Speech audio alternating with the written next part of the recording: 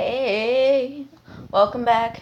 Yeah, my room's a little bit messy, so I'm trying not to let you guys see it because I'm rearranging it.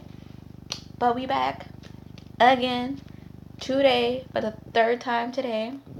We're gonna be watching WatchMojo, and this right here is the top 10 darkest movie theories. I probably have seen these movies, and if I haven't, I probably will be watching it after me posting this. Yes, I'm giving you maid look, I guess.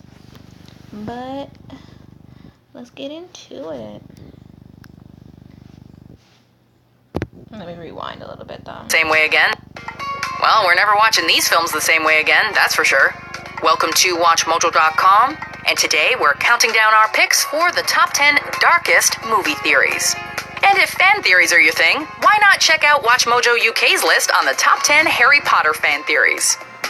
For this list, we're looking at the darkest and most depraved movie theories on the internet and ranking them based on the depravity of the theory in question and just how well each of them works, however twisted they may be. Number 10. Rose imagined Jack to cope with her depression. Never seen Titanic. Flame! Never seen Titanic, and I really don't want to.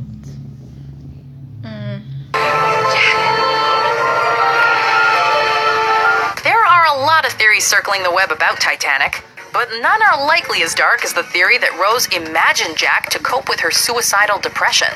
After all, the first time Jack and Rose meet is when Rose is about to kill herself. Stay back! Don't come any closer! Perhaps she imagined this beautiful and charming man to cope with her unhappy life and abusive fiancé. This would also explain why there are no records of Jack. He simply doesn't exist. We never found anything on Jack. There's no record of him at all. No, there wouldn't be, would there? And I've never spoken of him until now. Some people also believe that Jack is a time traveler from the future. And while a case could be made for that, it isn't quite as dark as depressed woman imagines a charming man to save herself from suicide. I don't know the steps! Neither do I. Just go with it. Number 9. Kevin McAllister grows up to be Jigsaw. The Home Alone franchise and the Saw franchise. Something else can happen before, it's the other way around. Isn't that right, Mr. Home Invader? As you all know, the first 2 Home Alone movies concern Kevin setting traps against a couple of stupid criminals. But doesn't he seem to have a little too much fun in torturing and causing these men extreme pain? According to some, Kevin never grew out of his need to create elaborate, sadistic traps, changed his name to John Kramer, perhaps after serving some time, and later became the Jigsaw Killer to satisfy his psychotic need to torture people. I don't know about that. Okay, the timeline doesn't really add up as Kevin is 8 in 1990 while Jigsaw is in his 50s in the early 2000s. But just ignore that and go with it. Oh, that I'm Jigsaw. That Kevin McAllister grew up to be Jigsaw from Saw. And that's how he learned. That one. Yeah, I've heard that one. Number 8. The Joker is a disgruntled ex-soldier. That one I could get behind. Commercial rating. I can't find his arm! I got it! 911, what is your emergency? Yeah, kidding. So. Get him out of here before this thing blows! What just happened? 911 premieres Sunday after the NFL on Fox. The Dark Knight. I believe whatever doesn't kill you simply makes you stranger. This one isn't so much dark as it is just sad and scary. According to one popular theory, the Joker is a war veteran who's gone psychotic. There are numerous traits to his character that seem to support this, including his weapons knowledge, his physical fighting skills, his tactical know-how, and his ability to perfectly perform the funeral ritual. A few of his quotes also suggest military experience, including, Never start with the head. The victim gets all fuzzy. and resentment like, If tomorrow I tell the press that like a gangbanger will get shot, or a truckload of soldiers will be blowing up, nobody panics. the Joker is clearly psychotic, but he could also be a very pained and traumatized man. See, I'm not a monster. That was a really good movie though. I'm just ahead of the curve. Number 7. The briefcase contains Marcellus Wallace's soul. Never seen Pulp this movie. Fiction. We have it. Yeah, we have it. The mysterious briefcase is a classic example of a MacGuffin. It drives the plot, but understanding it is ultimately inconsequential. Theories abound, but some have gone so far as to suggest that it contains the very soul of Marcellus Wallace. According to the theory, the devil took Marcellus's soul from the back of his neck, hence that weird neck band-aid. The code to the briefcase is also 666, suggesting Marcellus's deal with the devil. Another thing to note is the orange glow that flashes upon Brett's death, which is perhaps indicative of his soul leaving his body. Is orange the color of our souls? And is Marcellus's contained within that briefcase? And you will know my name is the Lord when I lay my vengeance upon thee. Number 6. That line was used in Haunted House. See, the first Haunted House, when Cedric the Entertainer was the pastor, and he was doing it like an exorcism, and he said that he was just like, "Did you just quote Samuel Jackson in Pulp Fiction?" Oh, that shit was funny though. The entirety of Grease is Sandy's death fantasy. Grease. Danny, is this the end? Charming nostalgic musical or elaborate death fantasy? You be the judge. Because you all secretly know every word to Summer Nights. You all know Danny's line, "I saved her life, she nearly drowned."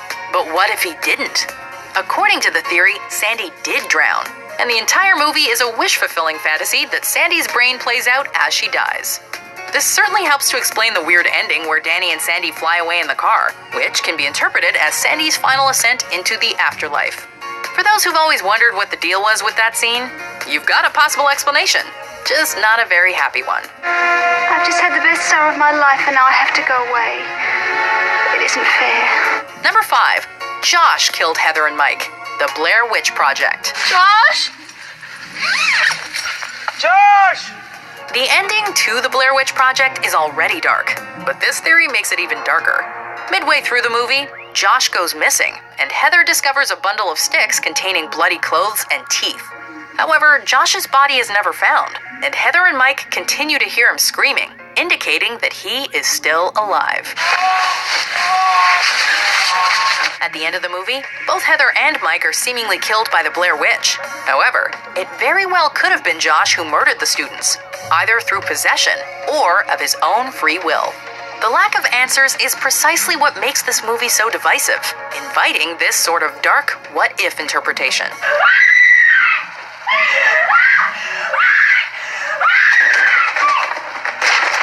Number 4. Peter Pan is the angel of death. Peter Pan. Oh, Peter! I knew you'd come back. Well, so much for this whimsical children's tale. There are numerous theories regarding Disney's Peter Pan, and a lot of them boil down to Peter Pan being a childish Grim Reaper and Neverland being the afterlife. One theory posits that Wendy dies of leukemia and Peter guides her to the afterlife, also known as Who comes up with these theories? You just made the movies that I somewhat like into something so dark. Why? Neverland, where many of Wendy's That's why they're real-life theories. acquaintances are cartoonishly exaggerated.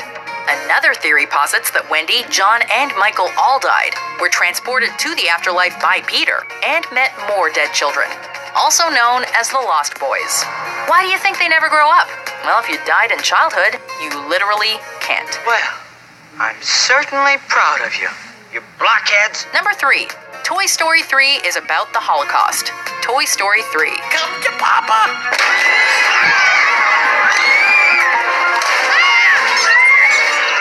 We all know that Toy Story 3 is the saddest movie ever, but this theory does the seemingly impossible by making it even sadder. To begin with, the toys are left behind, similar to the Jewish people in Germany during the Third Reich. Dark as They fuck. then discuss what happened and what to do in a scene very similar to The Pianist, and Buzz suggests going to the attic like Anne Frank. We're going into attic mode, folks. Keep your accessories with you at all times. They're then transported in a box, like a train, to a daycare full of undesired toys, like a concentration camp. Here, they're mistreated and eventually sent to an incinerator. We're not sure if this was intended or not, but the parallels are heartbreaking.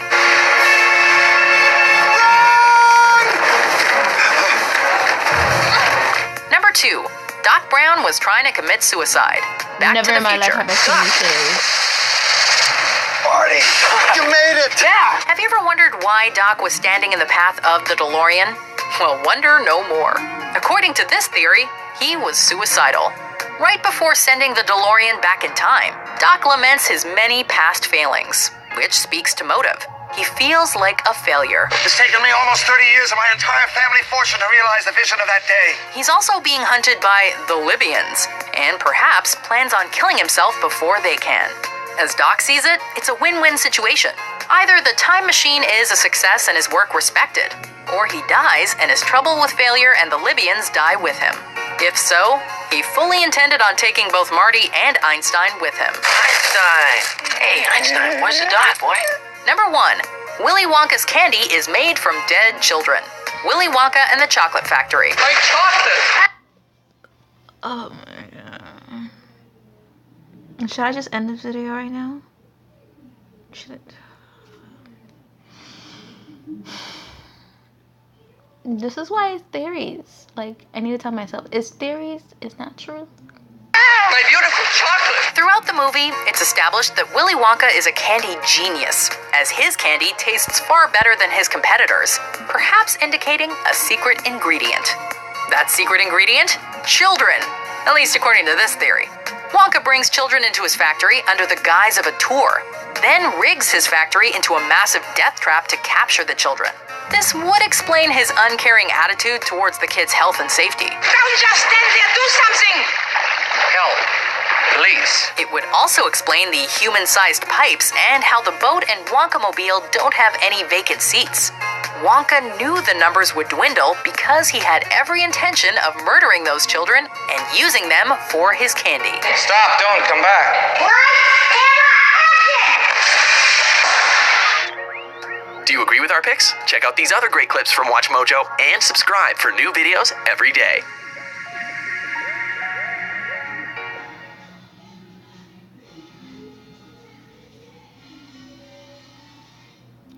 I'm lost for words. That last one fucking blew. Ugh. Oh gosh. Of course none of it is true. Of course, because it doesn't make any sense whatsoever. Especially the last one. If that was true, he would have just not. Oh god. Well, I'm going to go back into rearranging my room. I'll see you again when I upload. Make sure to like, comment, share, and subscribe.